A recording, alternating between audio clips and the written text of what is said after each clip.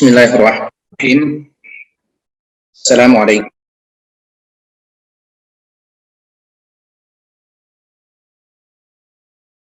warahmatullahi wabarakatuh. Nahmaduhu wa nasta'inuhu wa nastaghfiruh. Wa na'udzu billahi min syururi anfusina wa min sayyiati a'malina. Man yahdihillahu fala mudilla lahu wa man yudlilhu fala hadiya lahu. Asyhadu an la ilaha illallah wahdahu la syarika lahu. Asyhadu anna sayyidana wa nabiyyana Muhammadan abduhu wa rasuluhu la nabiyya ba'dah. Allahumma fashalli wa sallim wa barik wa an'im ala sayyidina Muhammad wa ala ali sayyidina Muhammad, amma ba'du. Qala Allah ta'ala fil Qur'anil Karim, a'udzu billahi minasyaitonir rajim. Bismillahirrahmanirrahim. Laqad kana lakum fi Rasulillahi uswatun hasanatun liman kana yarjullaha wal yawmal akhir wa dzakarallaha katsira. Wa qala aidan fi ayatin ukhra, wa innaka la'ala khuluqin 'azim. Shadaqallahul 'azim wa shadaqa rasuluhun nabiyul habibul karim. Wa nahnu ala dzalika minasyahidin wasyakirin walhamdulillahi rabbil alamin. Hadratul mukarramin wal mukarramat, jama'atul muslimin wal muslimat, al mustami'in wal mustami'at, rahimakumullah.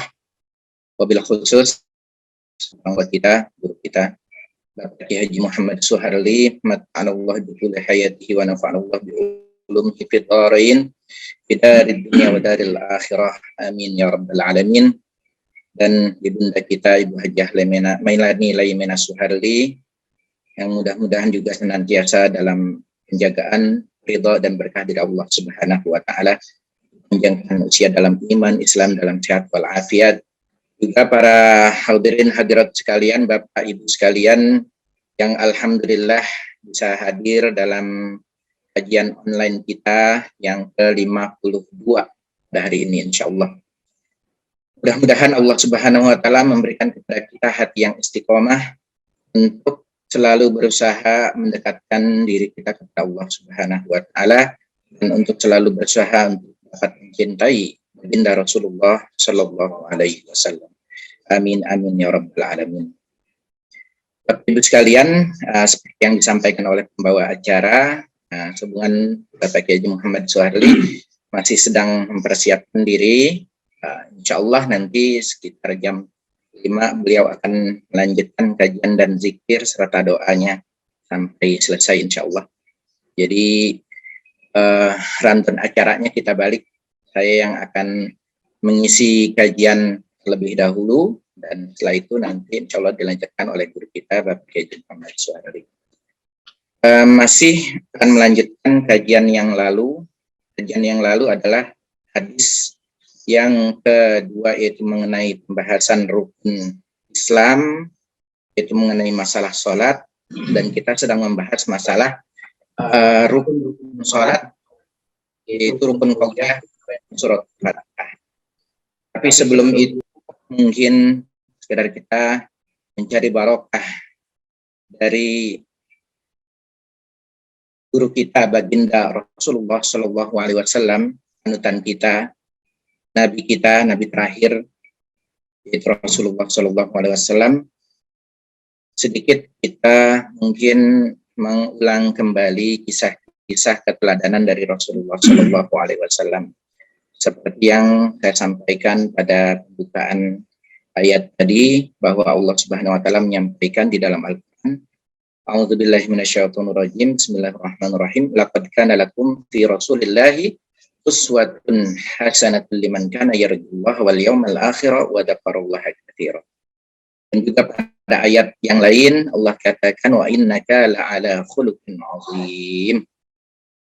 Dua ayat ini adalah untuk kemuliaan Allah Subhanahu wa taala kepada nabi kita, Nabi Muhammad sallallahu alaihi wasallam, bahwa beliau Rasulullah sallallahu alaihi wasallam memiliki akhlak yang begitu mulia. Di antara akhlak mulia beliau adalah seperti yang selalu diajarkan oleh guru kita, agar kita mendapatkan barokah dari kemuliaan akhlak Rasulullah Shallallahu Alaihi Wasallam itu beliau memiliki sifat lemah lembut, sangat lembut sekali. Ya.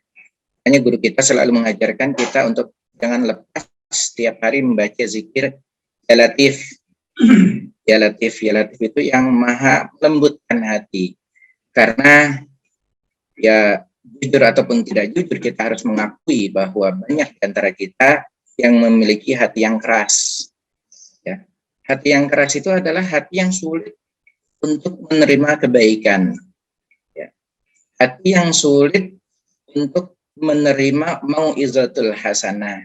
Hati yang tidak ada getaran-getaran ketika nama Nabi Muhammad SAW disebut. Ya. Kalau kita perhatikan setiap kali nama Rasulullah SAW disebut, pasti guru kita itu akan menangis. Kenapa? Mungkin beliau sudah mendapatkan kelembutan yang diinginkan, kelembutan hati. Ya. Begitu juga dengan diri kita. Kalau kita mendapatkan anugerah atau rahmat dari Allah Subhanahu Wa Taala berupa hati yang lembut, ya. Ini adalah modal dasar utama bagi kita untuk menjadi orang yang baik. Ya. Dan untuk dapat mendapatkan kelembutan hati yang seperti itu, tentunya kita harus banyak mengkaji sifat-sifat dan akhlak-akhlak orang-orang yang memiliki kelembutan hati, terutama dari baginda Rasulullah Shallallahu Alaihi Wasallam. Karena beliau adalah makhluk yang Allah ciptakan yang memiliki kelembutan yang sangat amat luar biasa. Ya.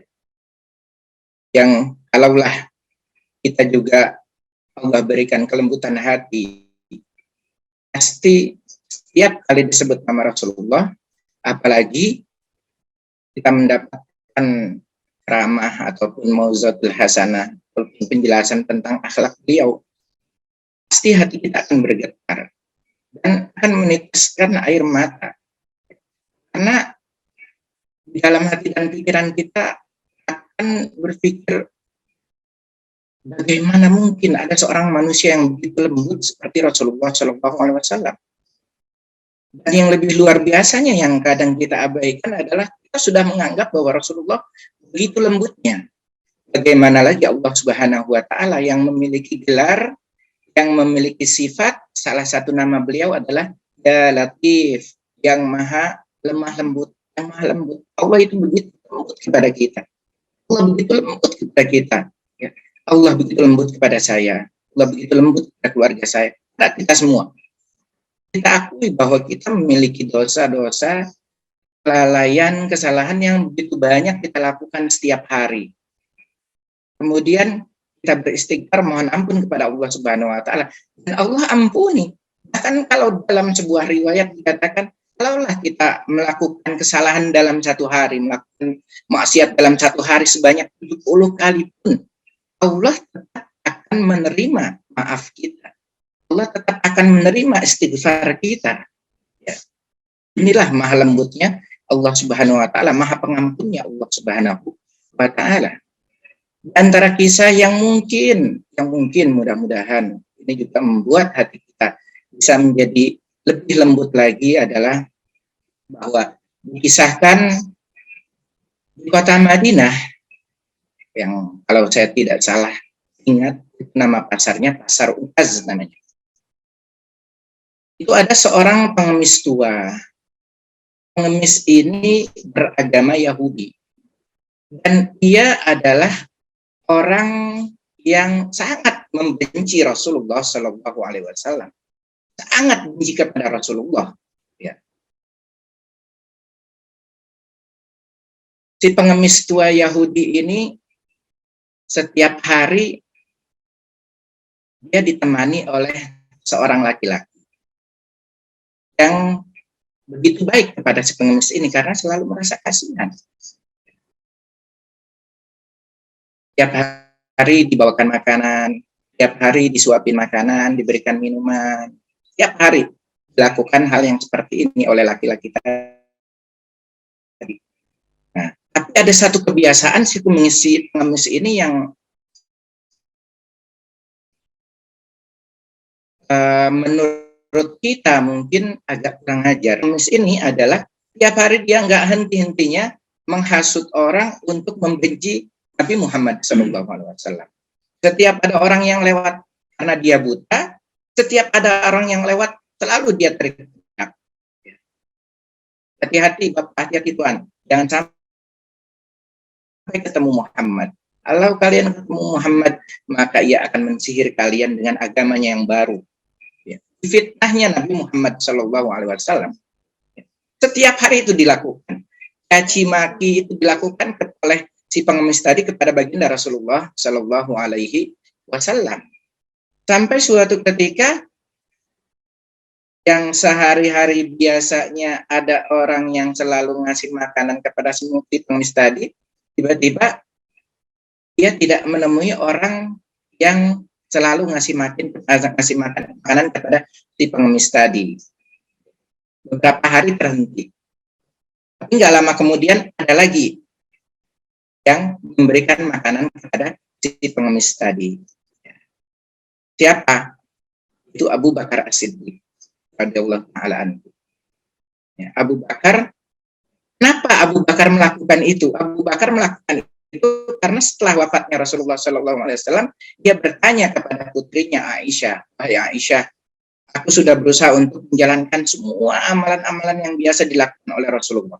Engkau yang paling tahu kebiasaan Rasulullah apa? Mungkin ada satu amalan atau kebaikan yang belum sempat aku lakukan, tapi Rasulullah belum memberitahukan aku." Kata Aisyah, ada. Yaitu setiap hari Rasulullah Shallallahu Alaihi Wasallam pasti menyempatkan diri untuk mendatangi seorang pengemis buta yang beragama Yahudi. Jadi sebelum datangnya orang kedua yang memberikan makanan kepada si pengemis tadi, laki-laki yang selalu memberikan makan itu adalah Rasulullah Shallallahu Alaihi Wasallam. Dengan caci makian yang seperti itu, Rasulullah tidak lantas kemudian dia mengurungkan niatnya untuk memberikan makan kepada si pengemis tadi. Bahkan semakin mulia akhlaknya, semakin lembut kebaikannya. Makanan yang diberikan kepada si pengemis tadi bukan hanya disuapkan kepada si pengemis, bahkan dihaluskan dulu, disuapin. Karena begitu lembutnya Rasulullah Shallallahu Alaihi Wasallam. Mungkin kita belum sampai kepada tahapan yang seperti ini, ya. Tapi paling tidak kita berusaha untuk meniru, ya. Dengan dalam keseharian kita, saya juga menyadari bahwa dalam keseharian masih banyak sekali sifat ataupun akhlak saya yang kurang lembut, kurang dapat menahan amarah, kurang dapat memaklumi kekurangan orang lain, kurang dapat menerima kelebihan orang lain. Ya. Padahal kalau kita mau belajar, bahkan dalam perjalanan tadi dari rumah menuju ke tempat ini, itu kan caranya Allah Subhanahu Wa Taala untuk mungkin sedikit demi sedikit memasukkan kelembutan di dalam hati kita agar kita dapat mensyukuri nikmat Allah Subhanahu Wa Taala. Begitu banyaknya orang di pinggir jalan yang bermodalkan cangkul, mungkin teman-teman yang lain juga ketika mau masuk sini lihat sebanyaknya orang yang mereka Allah tentukan takdirnya seperti itu, ya. Tapi jangan salah paham, belum tentu kita lebih bahagia dari orang tersebut, karena kebahagiaan bukan ditentukan dari mobil yang kita pakai, kemewahan yang kita punya, dari harta yang kita punya. Ya. Kalau saya perhatikan yang datang ke kajian ini rata-rata semua pakai mobil masing-masing, mobil sendiri-sendiri, ya. Ada Erno, ada Haris, ada Majid, Mbak Dini, Mbak Dian, saya, kita memakai kendaraan pribadi. Lalu sepanjang jalan kita lihat masih banyak sekali orang-orang yang mungkin secara duniawi mereka kurang beruntung, tidak lebih beruntung dari diri kita. Seharusnya hal yang seperti ini membuat kita menjadi lebih bersyukur lagi. Kenapa? Allah Maha mampu untuk menempatkan kita jadi berada di posisi seperti itu. Suatu ketika kita yang memegang cangkul. Suatu ketika kita yang mendorong gerobak gorengan. Suatu ketika kita yang menarik-narik gerobak dengan anak kita yang berada di atas gerobak tersebut. Allah Maha mampu. Makanya harus kita syukuri dengan keadaan kita yang sekarang, agar Allah lebih tambahkan lagi nikmatnya yang sudah diberikan kepada kita sekalian. Jangan kerjanya kita mengeluh aja, kurang dikit ini mengeluh. sakit sedikit mengeluh, tidak mampu memiliki barang yang lebih kita inginkan lagi mengeluh. Padahal di satu sisi dunia yang lain atau satu sisi belahan bumi yang lain, betapa banyak orang yang jauh kurang beruntung daripada kita. Nah, itu kisah yang pertama tadi, kisah kelembutan hati Rasulullah SAW yang justru dengan beliau melakukan hal yang seperti itu, itulah dakwah yang sebenarnya. Ila sabili rabbika bil hikmah. Pertama kali Allah perintahkan untuk kita berdakwah itu dengan hikmah. Bil hikmah. Hikmahnya apa? Hikmahnya Rasulullah dicaci maki, beliau diam. Difitnah, beliau diam. Dijelek-jelekan, beliau diam. Tetap aja melakukan kebaikan. Kalau kita biasanya ya, ketika kita melakukan kebaikan kepada orang lain, kemudian dibalas dengan ketidakbaikan, biasanya kita berhenti. Percuma kita berbuat baik sama dia. Saya yang kasih uang ke dia buat biaya hidupnya, tiba-tiba saya difitnah kayak gini, enggak beres kayak gini. Berhenti kita melakukan kebaikan. Tapi Rasulullah tetap dilanjutkan kebaikannya. Dan hasilnya apa? Hasilnya pengemis tadi begitu diberitahukan oleh Abu Bakar bahwa orang yang biasa nyuapin pengemis tadi, bahkan disuapkan, dilembutkan makanannya, itu adalah Muhammad yang sehari-harinya selalu dicaci maki dan difitnah. Mendengar seperti ini, pengemis tadi tertegun, terdiam dia. Kok bisa? Kok ada manusia yang seperti ini baiknya? Sudah pasti orang yang baik seperti ini adalah orang yang benar ajarannya. Kemudian si pengemis tadi bersyahadat di hadapan Abu Bakar, asyhadu an la ilaha illallah wa anna Muhammadar Rasulullah. Itulah hikmah dari kebaikan dakwah yang dilakukan oleh Rasulullah Shallallahu Alaihi Wasallam. Ud'u ila sabili rabbika bil hikmah wal mau'izatil hasanah. Baru kemudian dengan metode ceramah seperti ini. Awalan adalah dakwah yang kita lakukan. Jadi dakwah ini sebenarnya bisa dilakukan oleh siapapun, bukan hanya oleh orang yang pintar bicara saja. Tapi akan lebih menyentuh dakwah itu jika kita lakukan dengan hikmah. Perintahkan anak kita untuk sholat, rajin sholat, jangan telat sholat, jangan tinggalkan sholat. Tapi ternyata kita tidak pernah menunjukkan hikmah kepada mereka. Kita sendiri nggak pernah ngaji di rumah. Buka Quran sebulan sekali, dan banter seminggu sekali baca Yasin. Sehari-hari tidak kita baca. Sholat ada kesiangan. Anak kita melihat kita melakukan itu. Hikmah apa yang bisa mereka ambil dari kita? Jadi dakwah yang paling utama dilakukan adalah seperti yang dicontohkan oleh Rasulullah Shallallahu Alaihi Wasallam, bil hikmah, dengan hikmah. Dan hasilnya adalah Rasulullah Shallallahu Alaihi Wasallam menelurkan generasi-generasi para sahabat yang luar biasa sifatnya, luar biasa kelembutannya, luar biasa. Kemudian kisah yang lain adalah kisah tentang Uqasyah. Kisah tentang Uqasyah. Mungkin kita sudah sering kali dengar kisah ini, tapi saya merasa nggak bosan-bosan untuk baca lagi kisahnya. Kalau ada yang kirim, saya baca lagi. Dan alhamdulillah Allah anugerahkan, berikan rahmat ketika membacanya atau mendengarnya. Kita terasa di hati itu, ya Allah, sampai seperti ini ya. Begitu cintanya mereka kepada Rasulullah Shallallahu Alaihi Wasallam, cinta yang amat sangat luar biasa.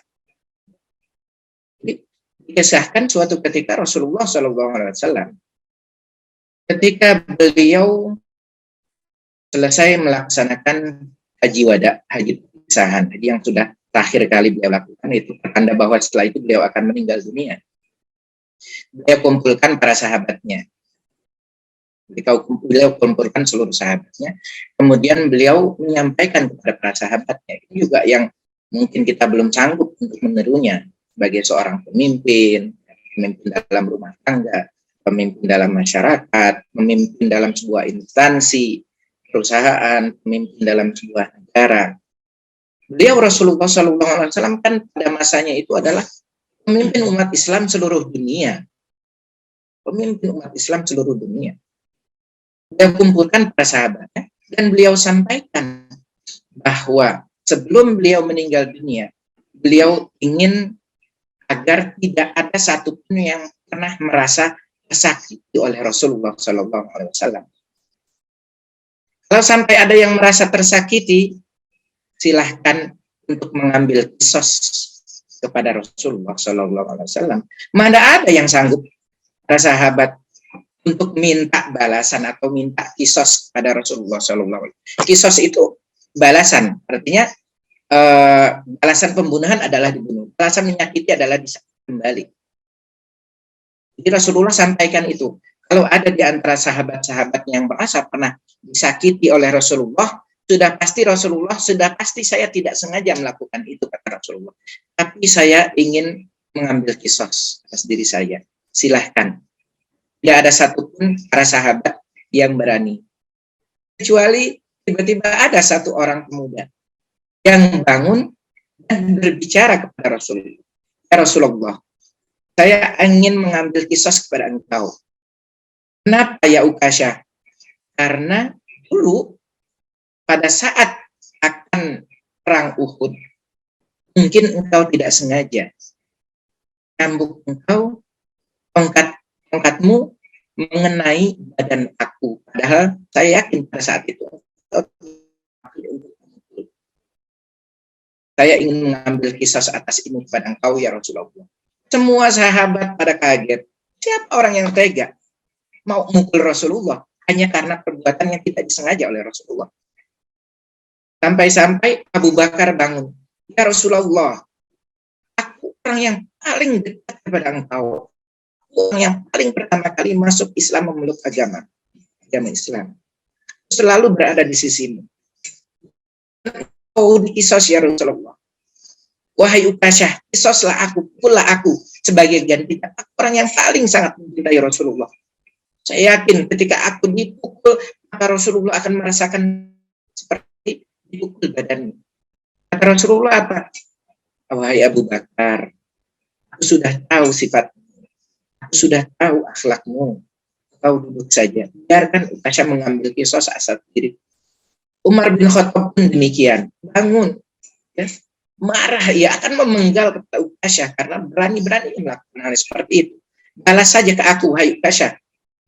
Timpakan kisos atas Muhammad itu kepada diri. Tapi lagi-lagi Rasulullah nggak mau. Rasulullah nggak mau. Sampai cucu Rasulullah Hasan dan Husain ingin melakukan itu, Rasulullah nggak mau. Ini kisos untuk aku, bukan untuk kalian. Aku tidak mau. Ini harus aku pertanggungjawabkan di hadapan Allah Subhanahu Wa Taala. Akhirnya Rasulullah yang pada saat itu ada di atas mimbar terpaksa turun. Kenapa? Wahai Rasulullah, bagaimana mungkin aku bisa mengkisos engkau, membalas engkau? Engkau ada di atas, turunlah ya Rasulullah. Rasulullah pun turun. Kemudian kata Ukasyah, saat itu engkau memukulku dengan tongkatmu, maka aku pun ingin mengkisosmu dengan tongkatnya Rasulullah. Kata Rasulullah, bila bilang kepada Abu Bakar, ambil tongkatku di rumah, minta kepada Aisyah. Bila datang ke rumah Aisyah, mengambil tongkat. Aisyah berkata, untuk apa tongkat Rasulullah dibawa? Ya Aisyah Ummul Mukminin, ada seseorang yang ingin mengkisos Rasulullah. Masya Allah, siapa yang tega Rasulullah melakukan itu? Aisyah orangnya, ya Allah. Tapi tongkat itu yang dibawa ke hadapan Rasulullah. Setelah siap tongkat itu, Rasulullah katakan kepada Ukasyah, wahai Ukasyah, silakan engkau mengkisos aku. Silakan engkau pukul bagian badanku yang belum pernah terpukul oleh. Kata Ukasyah lagi, ya Rasulullah, satu permintaan lagi. Pada saat engkau memukulku, aku dalam keadaan tidak memakai pakaian. Dalam keadaan tidak memakai baju, maka aku pun ingin mengkisos engkau dalam keadaan tidak memakai baju. Semua para sahabat bangun dan amat marah dengan Ukasyah. Rasulullah lagi-lagi diam. dan beliau memukainya. Silahkan Ukasha, silahkan engkau pukul aku. Tapi apa yang terjadi? Tiba-tiba Ukasha berlari memeluk Rasulullah SAW. Ya Rasulullah, mana mungkin ada manusia yang berani tega untuk memukul badanmu, menyakiti badanmu. Aku melakukan ini karena aku pernah mendengar engkau mengatakan bahwa tidaklah jilat seseorang yang bersentuhan dengan tubuhnya Rasulullah Shallallahu Alaihi Wasallam, dan aku ingin melakukan itu. Aku ingin memeluk tubuhmu ya Rasulullah agar aku terhindar dari jilatan api neraka. Para sahabat pun mereka semuanya melihat kebaikan Ukasha yang seperti ini. Dan Rasulullah mengatakan bahwa Ukasha adalah yang akan masuk surga oleh Allah Subhanahu Wa Taala. Karena apa? Karena kelembutan hatinya dari Rasulullah Shallallahu Alaihi Wasallam. Kisah-kisah yang seperti ini harus sering-sering kita baca, diulang kembali. Hati kita itu keras, hati kita keras. Ya, jangan sampai kita diamkan kekerasan hati ini sehingga akhirnya membuat kita memiliki hati yang mati, itu hati yang sudah tidak akan mungkin lagi untuk menerima kebaikan. Kita sadar atau enggak sih, terutama guru, para asatiz, saya sendiri, teman-teman yang ada di hadapan saya, sadar enggak sih ketika ada seseorang yang jangankan menyalahkan kita, mengoreksi perbuatan yang kita lakukan aja, kita sudah merasa marah. Walaupun kita tidak tunjukkan, tapi kita tidak pungkiri, dalam hati kita merasa kesal. So, tahu mau ngoreksi saya ini keluaran Azhar, saya ini lama di Mekah, saya lama di Madinah, saya tahu agama. Kita sering merasa seperti itu. Ya. Itu menunjukkan bahwa apa? Itu menunjukkan bahwa kita keras. Karena kalau hati kita lembut, seperti yang dicontohkan oleh Imam Hanafi. Mungkin teman-teman sekalian pernah masih ingat apa yang saya sampaikan. Beliau ditegur oleh seorang anak kecil, beliau tidak marah. Ditegur oleh seorang anak kecil, beliau tidak marah. Kita ditegur oleh ustadz yang lain, kadang kita marah. Kenapa? Karena hati kita keras. Oleh karena itu saya baru menyadari bahwa guru kita itu begitu inginnya kita mengamalkan zikiran yang beliau ajarkan. Ya Latif, ya Latif, ya Latif. Dan bukan bermaksud ujub atau saya cuma berprasangka baik kepada Allah Subhanahu Wa Taala bahwa dari zikir yang kita baca ya Latif ini Allah masukkan kelembutan dalam hati kita. Bukan hanya kepada manusia. Mohon maaf sekali. Kalau ada yang menganggap bahwa apa yang saya sampaikan ini merupakan ujub, ya, ataupun riya. Saya pernah sampaikan kita Bapak Haji Muhammad Suarli bahwa suatu ketika saya ketika mau ke rumah di Bogor, saya melewati semak-semak, melewati hutan, saya dengar ada suara bunyi, suara kecil bunyi. Yang terbesit dalam benak saya adalah saat itu apa? Allah, ini ada suara apa ya? Jangan-jangan ada binatang yang lagi kejebak, yang jatuh karet apa gitu ya. Dalam benak saya seperti itu. Saya hentikan mobil. Kali itu di tengah hutan. Saya hentikan mobil.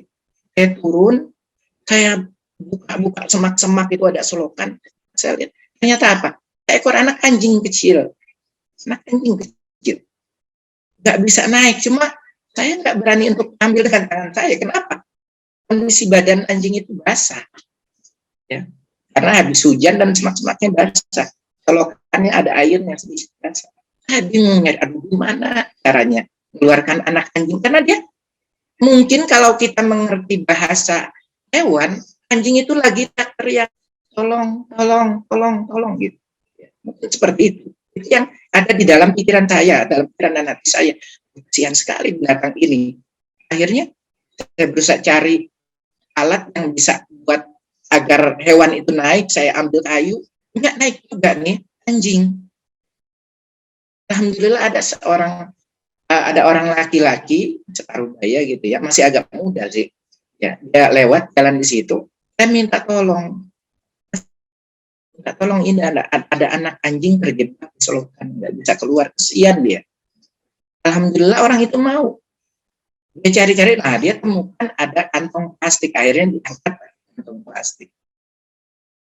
Saya mudah-mudahan ini adalah rahmat dari Allah Subhanahu wa taala untuk memasukkan kelembutan hati, walaupun mungkin sifatnya masih setitik lah, sedikit sekali itu. Tapi paling tidak jangankan manusia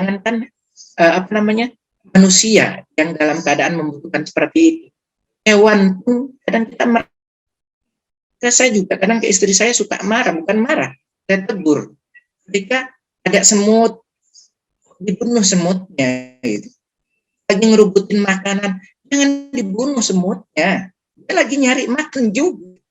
Diusir aja kalau nggak mau makanannya diambil sama semut itu. Diusir, diusah gitu aja. Nggak usah pakai dibunuh, semut itu nggak salah. Kenapa harus kita bunuh? Nah, hal-hal yang seperti ini, saya berharap Allah Subhanahu wa taala mudah-mudahan itu adalah muncul karena rahmat Allah Subhanahu wa taala yang Allah turunkan dari apa yang guru kita ajarkan untuk selalu membaca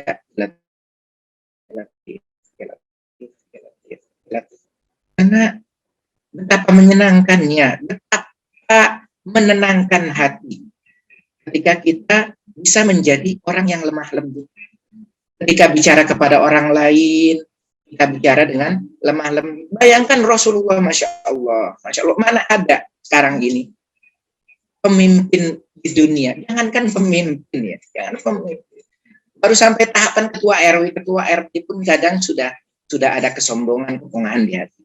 Rasulullah itu memiliki sifat dan hanya ketika bertemu dengan sahabat-sahabatnya, beliau pasti mengulurkan tangan lebih dulu untuk bersalaman. Beliau ulurkan tangan lebih dulu. Dan beliau belum akan lepaskan kecuali sahabatnya melepaskan dulu. Sampai seperti itu. Ketika dipanggil oleh sahabatnya, beliau tidak menolehkan kepala. Tapi beliau balik seluruh badannya untuk melihat orang yang memanggilnya. Sampai seperti itu. Dan Rasulullah adalah manusia yang tidak pernah menolak ketika ada orang lain memintanya. Walaupun yang diminta adalah barang kesukaannya. Barang yang dicintainya. Pasti akan diberikan oleh Rasulullah Shallallahu Alaihi Wasallam. Ini luar biasanya. Suatu ketika Rasulullah pernah bertemu dengan seorang Arab Badui. Arab Badui itu orang Arab yang dari pelosok lah ini, yang kadang kurang adabnya, kadang kurang etikanya. Bertemu dengan Rasulullah karena yang didengar adalah kebencian tentang Rasulullah. Bertemu dengan Rasulullah itu dikeram leher bajunya. Dan Rasulullah nggak marah, beliau nggak marah, malah sahabat Rasulullah yang marah. Suatu ketika Rasulullah SAW berjalan dengan dua orang sahabat. Di tengah perjalanan ada seorang ibu-ibu yang menghadang perjalanan Rasulullah. Untuk apa? Untuk memberikan hadiah kepada Rasulullah. Hadiah berupa sebuah jeruk. Karena yang dimiliki cuma itu. Aku ingin memberikan hadiah. Rasulullah nggak boleh menerima sedekah. Beliau boleh untuk menerima hadiah. Ibu ini menghadang perjalanan Rasulullah hanya untuk memberikan hadiah kepada Rasulullah. Sebur dan diterima oleh Rasulullah SAW. Kata ibu tadi, saya ingin melihat engkau makan jeruk saya ya Rasulullah. Rasulullah lakukan itu. Dimakan oleh Rasulullah. Dan dimakan sampai habis. Sehingga ibu ini sekarang, alhamdulillah, makanan hadiahnya itu diterima oleh Rasulullah dan dimakan oleh Rasulullah sampai habis. Cuma dua sahabat Rasulullah ini bingung. Bingung kenapa? Ya Rasulullah, setelah lewat dari ibu tadi, pergi ibu itu dengan rasa gembira. Dua sahabat Rasulullah ini bertanya kepada Rasulullah, aku agak heran hari ini. Kenapa? Biasanya engkau kalau menerima hadiah, apalagi makanan, pasti dibagi-bagi kepada kita, sahabat Rasulullah. Tapi kok ini enggak engkau bagi jeruk yang tadi? Pasti rasanya enak banget ya Rasulullah ya, manis banget ya. Rasulullah cuma tersenyum dan mengatakan kepada sahabat, mau tahu rasa jeruk yang saya makan tadi? Iya ya Rasulullah, pasti enak kan kau habiskan. Rasa jeruk itu sangat asam dan pahit. Terus kok nggak dibagi kepada kami? Nggak berani bagi kepada kalian. Kalian nggak bisa menyembunyikan wajah dari rasa asam dan pahitnya. Saya nggak mau ibu ini kecewa. Itu saking lembutnya hati Rasulullah Shallallahu Alaihi Wasallam sampai seperti itu. Nggak mau mengecewakan orang lain. Nggak mau mengecewakan orang lain. Bandingkan dengan diri kita. Bandingkan dengan diri kita. Ya. Masya Allah, jauh banget. Jangan kepedean kita berharap bisa masuk surga dengan kondisi kita saat ini. Jangan kepedean. Ya. Rasulullah sendiri mengatakan, beliau tidak bisa masuk ke dalam surga dengan amalan beliau. Kecuali dengan rahmat Allah. Kecuali karena Allah kasihi. Kecuali karena Allah sayang. Kita kok berani-beranian bilang, mau masuk ke dalam surga. Surganya berada di tempat yang ada Rasulullah SAW dengan sifat dan karakter kita yang seperti ini. Dengan akhlak kita yang seperti ini. Jauh sekali. Jauh sekali. Tapi jangan putus harapan. Kenapa? Ada Rasulullah yang bisa memberikan syafaat kepada kita. Beliau sayang sekali kepada kita. Beliau sayang sekali kepada umatnya. Beliau sayang sekali. Bahkan dalam sebuah riwayat dikisahkan bahwa pada hari kiamat nanti, Rasulullah adalah orang yang paling sibuk. Paling sibuk apa? Paling sibuk mengeluarkan satu persatu umatnya dari neraka. Sampai orang terakhir yang memiliki iman, walaupun hanya sebesar biji zarrah, diangkat, ditarik oleh Rasulullah SAW dari neraka dalam surga. Kenapa? Rasulullah kenal sama kita, nggak ada satupun yang dikenal oleh Rasulullah, nggak ada. Ya. Tapi beliau begitu cintanya kepada kita. Terus kita ngaku cinta kepada Rasulullah. Kita ngaku cinta kepada Rasulullah dengan akhlak yang seperti ini. Akhlak yang dimarahin sama orang sedikit aja kita marah. Dicaci maki sedikit kita balas mencaci. Diomongin sedikit kita marah. Ya, tidak akan mungkin kita bisa masuk ke dalam surga dengan akhlak kita yang ada sekarang ini, dengan amalan kita yang ada sekarang ini. Ya. Rasulullah dengan kebaikan akhlaknya yang paling sholatnya, bengkak kakinya, dengan akhlak seperti itu. Kita dengan akhlak seperti ini, tahajud aja sebulan sekali mungkin. Itu pun terpaksa karena nggak bisa tidur. Ya. Kadang memang harus kita tutup diri kita itu. Harus kita tutup. Bangun malam, padahal itu adalah kode. Kalau guru kita selalu ngajarin. Guru kita ini selalu ngajarin. Bapak Haji Muhammad selalu ngajarin. Ketika kita terbangun tengah malam, jam 2, jam 3, itu adalah rahmat Allah Subhanahu wa Ta'ala ngebangunin kita agar kita mau sholat. Saya sebelum ini, saya akui sebelum ini bangun paling kencing, tidur lagi. Ya. Tapi alhamdulillah ya Allah, alhamdulillah kita bisa bertemu dengan kita selalu bisa hadir ke tempat ini. Ini caranya Allah Subhanahu wa Ta'ala. Cuma kadang kita enggak peka. Kita tidak peka. Ini caranya Allah menggiring kita. Berapa banyak sih hadir dalam kajian Zoom ini? Dari sekian banyak orang yang beliau kenal, paling yang hadir hanya ratusan jumlahnya, 100, maksimal 200. Enggak sampai kadang. Ini kita sadari. Seharusnya ini kita pahami. Bahwa ini sebenarnya cara Allah Subhanahu wa Ta'ala ingin menggiring kita untuk menjadi lebih baik. Ingin menjadi lebih mencintai Allah. Ingin menjadi lebih mencintai Rasulullah SAW. Dibuat seperti ini. Ya. Tapi kadang kedatangan kita cuma sekedar datang, cuma hilang. Nggak ada bekas apa-apa. Harusnya ada yang membekas di hati kita. Makanya yang luar biasanya kita nggak bosan-bosan ngingetin, ya. Yang diingetin kadang bosan, ingetin mulu, ingetin mulu. Yang ngingetin nggak bosan, yang diingetin merasa bosan. Itu luar biasanya kita, itu degilnya sifat kita itu, ya Allah, sifat-sifat jahiliyah masih ada di dalam diri kita itu. Masya Allah, ya. Tidak ada di dunia ini manusia yang tidak memiliki kesalahan, yang tidak memiliki dosa. Kalau saya Ketika karena saya pahami bahwa Allah lah yang menggerakkan segala sesuatu di atas dunia ini. Apapun bergerak adalah atas kehendak Allah Subhanahu wa taala. Ketika terjadi sesuatu yang tidak menyenangkan atau ada perbuatan tidak baik yang saya lakukan, perbuatan maksiat yang saya lakukan, saya hanya berbaik sangka kepada Allah, ya Allah, Allah ingin membuat saya berpikir apa? Allah ingin membuat saya berprasangka apa? Prasangka saya adalah ketika dengan usaha yang sudah saya lakukan untuk selalu mengerjakan yang wajib dan sunnah, tapi kemudian masih saja melakukan perbuatan maksiat atau perbuatan dosa, baik sangka saya kepada Allah adalah agar saya jangan menjadi orang yang sombong, agar jangan saya menjadi orang yang punya sifat ujub, takabur, sum'ah. Kenapa? Karena manusia kalau tidak memiliki dosa, maka dia cenderung memiliki sifat ujub, takabur. Padahal ini yang lebih membahayakan. Bayangkan, iblis diusir oleh Allah Subhanahu wa taala dari surga karena apa? Karena tidak mau bersujud kepada Adam. Padahal memang iblis itu bukannya tidak mau bersujud kepada Allah Subhanahu wa taala. Ini saya diajarin sama Mbak Dini.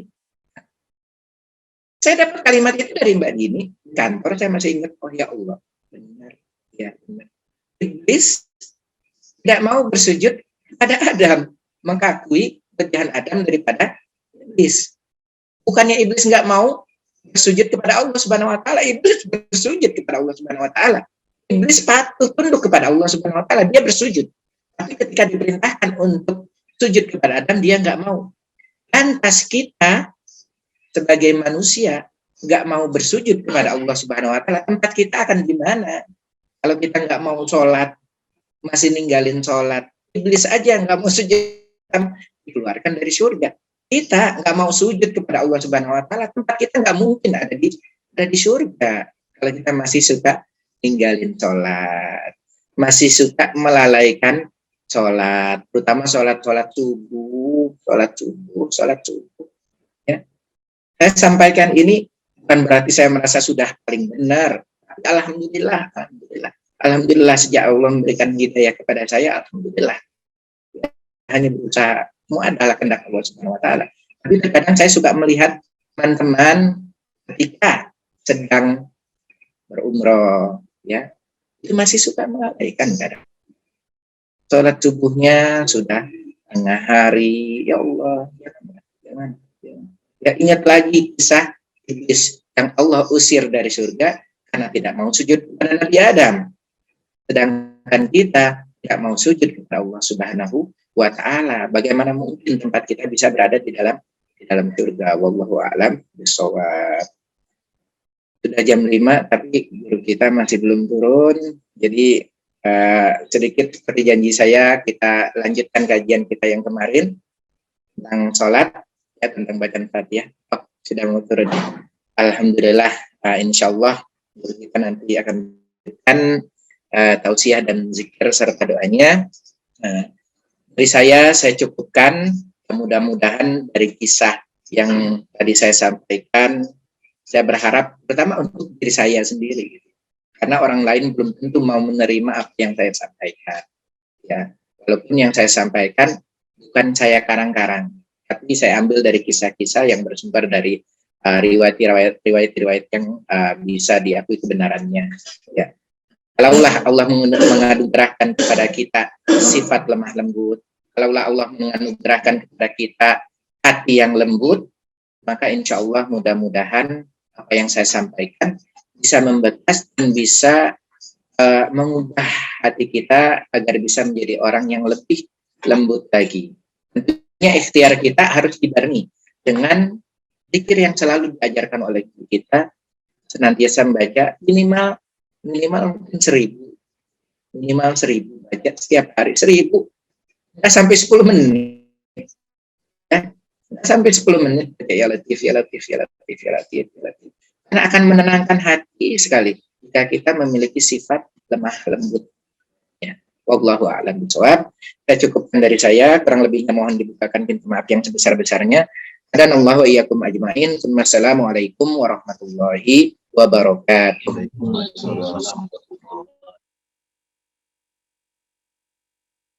Demikianlah kajian yang telah disampaikan oleh Ustadz Ahmad Syukri Al-Amin LCMA. Selanjutnya marilah Bapak Ibu kita dengarkan tausiah dan zikir yang akan dipimpin langsung oleh guru kita Kiai Haji Muhammad Suharli. Pada beliau waktu dan tempat kami persilahkan.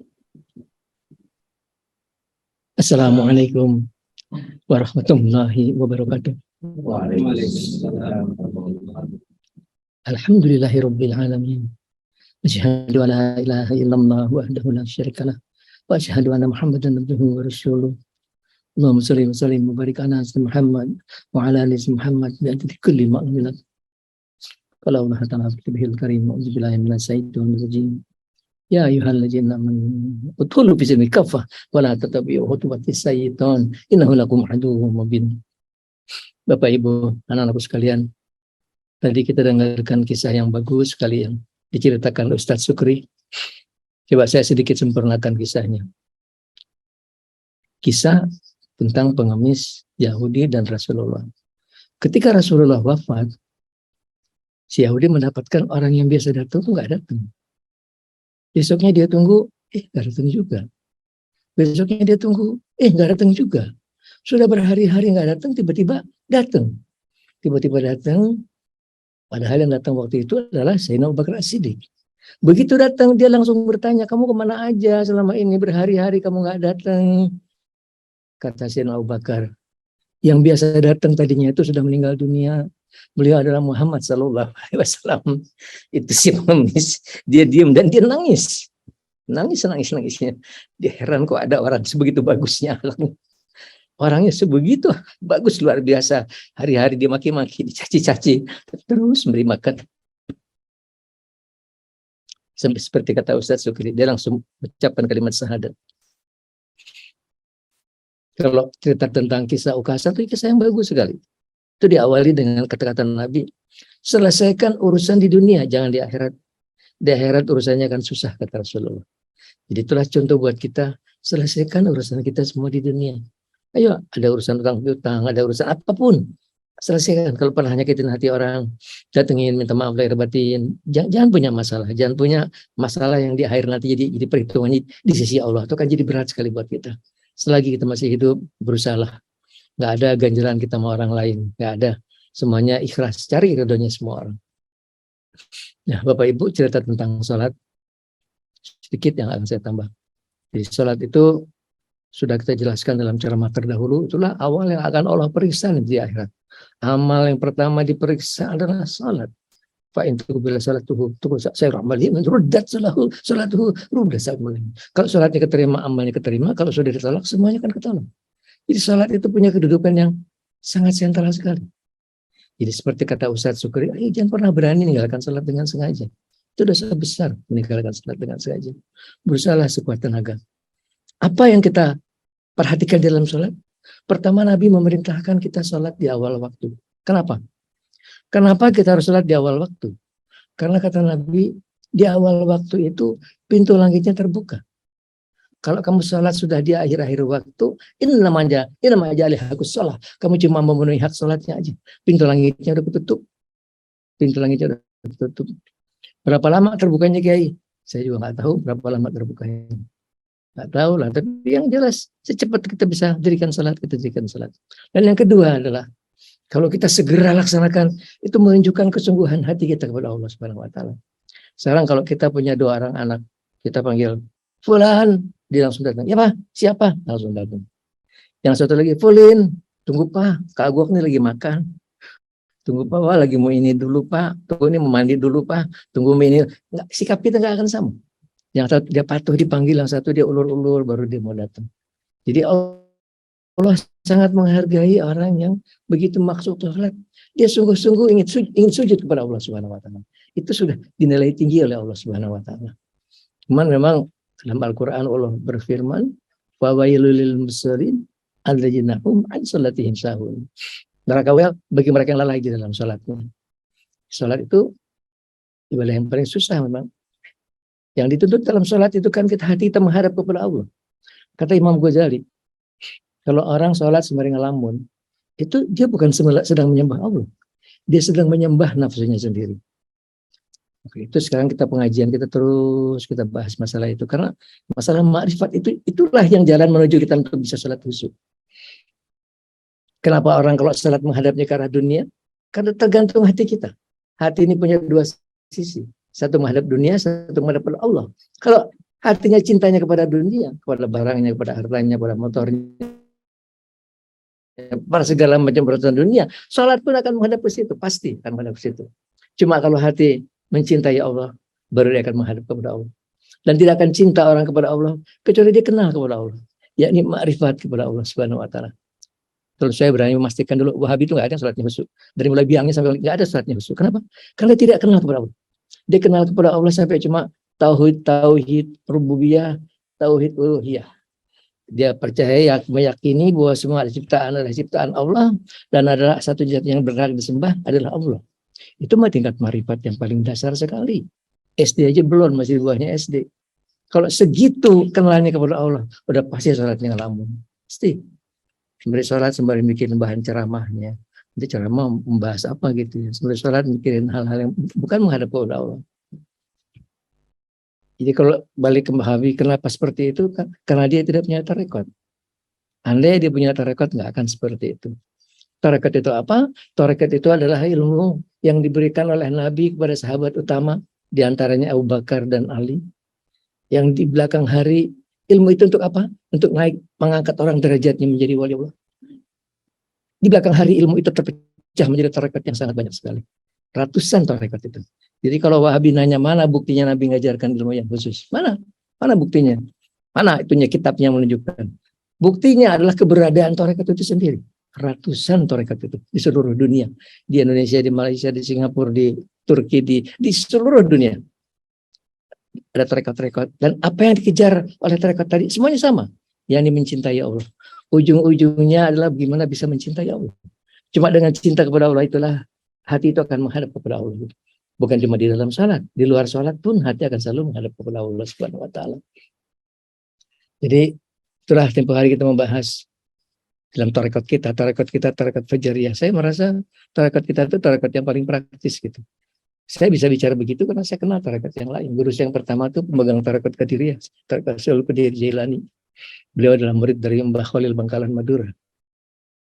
Jadi saya ketemu, wah beliau umurnya udah 100 tahun lebih, saya masih kecil gitu. Suatu hari saya diperlihatkan wajah aslinya ketika salat subuh. Salat subuh saya lihat kok wajahnya pipinya jatuh semua. Wah sekali. Saya colek teman saya, lihat muka Mbah. Begitu diusap ini balik lagi. Orang zaman dulu tuh nggak pakai dioperasi plastik ini, balik lagi dia. Alhamdulillah. Guru saya yang kedua adalah guru dari guru saya yang pertama. Jadi ketika umur saya 28 tahun, kata guru saya yang pertama, kamu ikutin tuh Aki Bunyamin, Bunyamin itu guru saya katanya. Aden itu pemimpinnya para wali tanah Jawa, sekarang beliau itu. Kamu ikutin dia, mumpung masih hidup. Saya datang ke sana, tapi ya seperti cerita saya sebelumnya. Saya bingung karena beliau nggak ngomong. Diam 1000 bahasa, diam aja. Nah, kalau saya datang, beliau ngadep ke arah saya. Buat saya udah senang, kata Imam Ghazali, kamu berada di depan seorang wali Allah, itu lebih dari 1000 rakaat sholat. Jadi saya tungguin, paling nggak saya dapat 1000 rakaat sholat. Sambil air putih gitu. Saya minta didoain oleh dia. Wah, itu aja. Wah, sudah. Nah, itu yang saya kerjakan berbulan-bulan. Saya datang cuma buat duduk di depannya, buat minta dibikin air putih itu. Berbulan-bulan sampai satu hari beliau berkenan mulai mengajar dengan nulis wujud, kidam, bako, mahalafatul hawadisi. Beliau mengajarkan makrifat. Dan di situ beliau menunjukkan derajat kewaliannya. Jadi mengeluarkan rokok jarum masih baru dibuka. Satu disodorkan ke saya masih ngerokok tuh. Tahun 82 saya masih ngerokok. Saya beliau ambil satu, terus beliau nyalakan rokok saya bilang, mau dulu nggak, dia maksa. Udah saya menyalakan rokok saya, beliau nyalakan rokok beliau, tapi sengaja beliau tunjukkan ke saya. Jadi kalau rokok itu Pak Sugri, di sini kan ada bengketnya gitu, ada seperti cincinnya. Ya. Kalau waktu Bismillah warnanya hijau, kalau gudang garam warnanya merah. Kalau jarum warnanya kuning. Orange gitu. Dia sengaja lihatin ke saya punya warnanya asli ya orange loh. Beliau punya warnanya hijau. Warnanya hijau. Beliau menunjukkan ke saya kalau kamu betul makrifat seperti saya ajarkan kamu, cuma suruh ayo jadi hijau, dia akan jadi hijau. Begitulah cara beliau mengajarkan. Mulai saya Allah menuntun saya mulai belajar kitab Ihya Ulumuddin.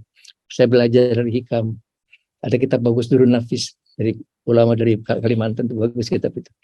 Tapi pada satu sisi di mana ada ancaman bahwa kalau masuk ke sana tuh bahaya, karena kita akan bersentuhan dengan dunia jin. Saya ngomong gitu, saya takut kepleset pakai bahasa Sunda. Sekali-sekalinya dia ngomong moal katanya. Kenceng betul bilangnya moal katanya. Wah, sudah kalau beliau janji moal sudah saya jalanin terus. Tapi memang ternyata itu dunia kalau pada suatu saat Pak Sukri, kalau kita bicara soal tarekat kita mendekat kepada Allah, mendekat kepada Rasulullah. Ini cuma permulaannya aja. Ini ibarat sholat itu baru wudhu mandi besarnya aja. Baru wudhu dan mandi besarnya aja. Kalau yang benerannya itu di tahap berikutnya adalah kita membuka pintu langit. Tapi begitu kita mencoba ke sana, kita akan bersentuhan dengan dunia jin, otomatis gitu. Jadi kalau orang tidak kenal dunia jin, berarti dia belum masuk ke situ. Ya, awal-awalnya tentu aja kita takut. Tapi beliau tuh nurunkan ke saya ayat 5, saya mulai baca gitu. Dan ternyata kita gagah gitu. Begitu kita menang, kita penuh percaya diri. Ternyata kita oke juga. Jadi setiap guru pasti akan membekali muridnya untuk masuk ke situ. Kalau kalian semua murid saya, ayo amalkan ayat 5, ayat 7, ayat 15. Itu ada menyadari gagah sekali itu. Kalau baca dari kitab nggak ada ijazah, itu seperti kita nanam pohon dari biji. Jadi tapi jadinya kapan gitu, lama sekali. Kalau dari ijazah itu seakan saya berikan anaknya, ini saya kasihkan anak singanya. Asal dipelihara cepat jadinya. Ternyata orang-orang yang saya suruh baca tuh nggak sampai 2 bulan tuh mereka sudah, alhamdulillah, sudah melapor. Alhamdulillah Pak, saya ketemu tuh yang nungguinnya katanya. Singanya, gede-gede Pak. Yang satu warnanya putih, satu warnanya emas, satu warnanya abu-abu. Ya betul. Betul, dia akan nunggu kamu tidur ditungguin sebelah tempat tidur. Cuma dia harus kasih makan. Semua hadam harus dikasih makan. Ilmu hitam pun juga hadamnya dikasih makan. Cuma mereka nggak tahu dikasih makan apa tuh. Kalau kita makanan hadam kita ada puasa kita, sholat kita, zikir kita, itu makanan jadi. Otomatis dia akan kuat sekali dengan tambahan makanan tadi. Ayo siapkan gitu. Nanti saya turunin CV pedang lah. Kita punya pedang, kita bisa bunuh jin dari jauh. Dia dari Bandung ke Jakarta bisa kita bunuh. Dan itu harus ada gitu. Kalau nggak saya sedih gitu, kalau di belakang hari nggak ada lagi orang ngerti dunia itu gitu. Nggak ada orang ngerti dunia itu. Bukan mau diterima kasih Pak Sukri, ini sebuah kisah yang betul. Jin itu jumlahnya 9 kali manusia. Banyak sekali. Manusia ada berapa sekarang? Berapa?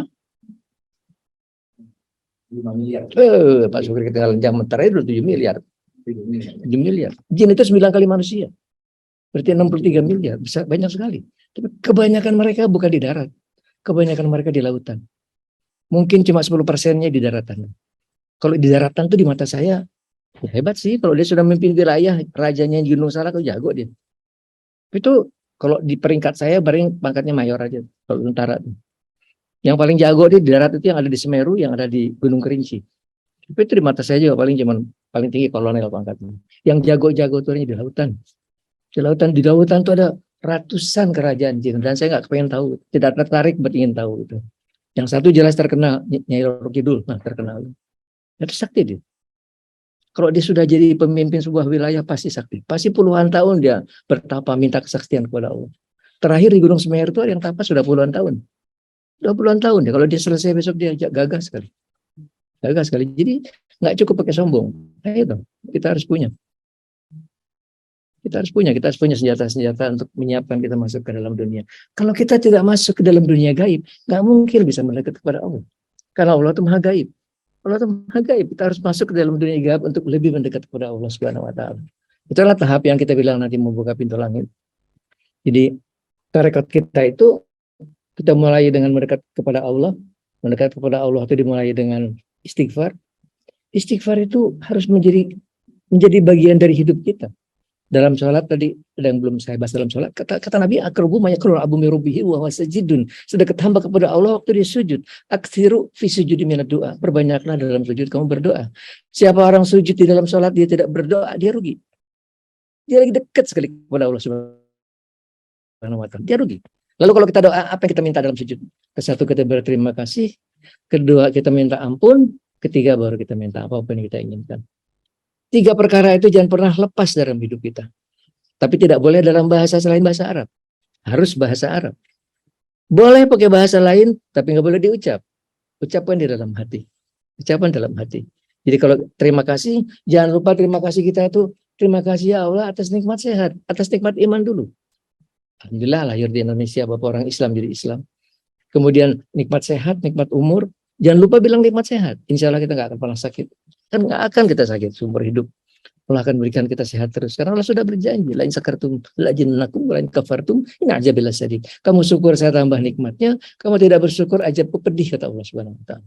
Insya Allah kita nggak akan pernah sakit. Saya pernah dikasih sakit umur 60-an, dikasih sakit demam berdarah. Saya protes. Ya Allah, kan saya selalu terima kasih. Kenapa saya dikasih sakit? Jawabannya bagus sekali. Suharli, supaya kamu merasakan nikmatnya sehat. Ah, iya benar ya. Selama ini dikasih sehat, lupa nikmat sehat itu. Dengar saya sehat itu nikmat, lupa. Begitu sakit baru terasa. Ya Allah, betapa nikmatnya kalau sehat. Jangan pernah lupa, insya Allah Allah akan berikan kita sehat. Dan Allah tidak pernah salah janji. Allah selalu benar dengan segala firman. Kalau sudah dia janji, dia akan berikan tambahan. Dia pasti akan berikan tambahan. Ucapkan dalam bahasa Sunda pun boleh. Jangan diucap. Nuhun Gusti, peparingan sehat. Ini bahasa. Kalau pakai bahasa Arab, bagus. Bahasa Arab kita boleh ucapkan gitu. Kedua, kita minta ampun. Minta ampun itu selalu jadi bagian dari hidup kita. Supaya hati kita bersih terus. Jangan mati bawa dosa. Siapapun orang mati bawa dosa, pasti akan mendapat masalah. Di dalam kubur sudah jadi masalah. Belum sampai ke akhirat, di dalam kubur sudah jadi masalah. Ya bersihkanlah dari dosa. Dengan apa? Dengan minta ampun. Dengan minta ampun hati kita akan bersih dari dosa. Setelah itu, jangan berbuat dosa. Sudah bersih dari dosa, jangan berbuat dosa. Sudah tahu dosa, jangan dikerjakan. Bagaimana caranya tidak berbuat dosa? Ya, ini kita mengendalikan nafsu. Karena kebanyakan orang berbuat dosa itu karena nafsunya itu tidak bisa dikendalikan. Yang penting terpuaskan. Kodratnya nafsu itu yang penting terpuaskan. Nggak soal mau halal, mau haram, nggak soal gitu. Jadi pelajaran tidak berbuat dosa adalah pelajaran untuk kita mengendalikan nafsu. Dengan apa? Dengan puasa. Puasa terus jadi sudah jadi bagian dari hidup kita. Bagian dari hidup kita puasa. Hari-hari kita puasa itu. Ya kalau masih muda 4 hari lah sehari. Senin, Kamis, Jumat, Sabtu. Kalau sudah ustadz ya, ustadz mah puasa setiap hari juga nggak ada aneh-aneh gitu. Karena puasa itu remnya pakan sekali. Dan dengan zikir 3 kalimat sakti saya tuh, alhamdulillah itu Allah menurunkan langsung ke saya itu luar biasa. Itu hati kita akan kuat sekali untuk tidak berbuat dosa. Bahkan itu bisa menyembuhkan penyakit. Bisa kita nggak akan kena penyakit, gitu. Insya Allah bukan zikirnya yang menyembuhkan penyakit, bukan begitu. Zikirnya menaikkan kekuatan jiwa kita menguatkan kekuatan imunitas kita telah menyelesaikan masalah penyakit. Asal nggak ditinggal situ, insya Allah sudah kita akan kuat sekali. Kombinasi itu akan insya Allah akan membuat kita tidak berbuat dosa. Setelah itu, seperti kata Pak Syukri, kita zikir kita puncaknya ya Latif, Al-Latif. 16.641. Ayo kalau mau ngejar yang beneran tarekatnya, mau masuk tarekatnya jangan 1.000. Kalau katanya ya saya belum kuat Pak, ya oke. Belum kuat 1.000 juga oke daripada enggak gitu. Yang kedua adalah kita mendekat kepada Nabi, kuncinya ada di salawat. Tidak mungkin orang bisa ketemu Rasulullah, tapi nggak mungkin gitu. Kecuali dengan 2 hal. Satu dengan akhlak, dan kedua dengan salawat. Salawatnya 1.000. Kejar dengan akhlak. Kalau akhlaknya masih buruk itu susah ketemu Nabi itu. Tapi bohong aja kamu cinta sama saya. Mulut kamu jahat banget tuh. Mulut ngomongin orang, nyakitin orang. Kamu ngaku cinta. Cinta sama saya, pelihara mulut kamu. Tidak akan keluar dari mulut kamu kalimat-kalimat yang buruk. Kalimat yang menyakiti hati orang lain. Kalimat-kalimat membuka rahasia orang lain. Jangan pernah gitu. Asal itu dijaga. Berusaha kita memberikan kebaikan untuk orang lain. Seperti kita Pak Syukri, kita sedekah. Semampu kita. Nggak mampu dengan uang, dengan ilmu. Tidak dengan ilmu, dengan tenaga. Tidak dengan senyum, dengan akhlak yang baik, dengan sikap yang menyenangkan. Gitu. Itulah cara kita untuk mendapatkan sampai kita bisa ketemu Rasulullah.